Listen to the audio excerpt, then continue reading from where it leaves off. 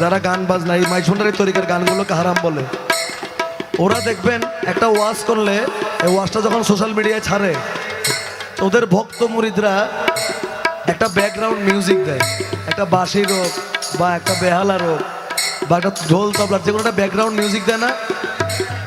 মাইজভান্ডারি গানটা হারাম, কিন্তু ওদের ব্যাকগ্রাউন্ড মিউজিকটা যায় কেমন, আমি প্রশ্নটা ওদেরকে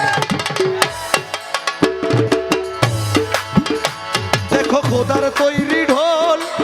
দুনিয়াময় চামড়া ছানি, ভিতরে তার ও দেখো নানান শব্দ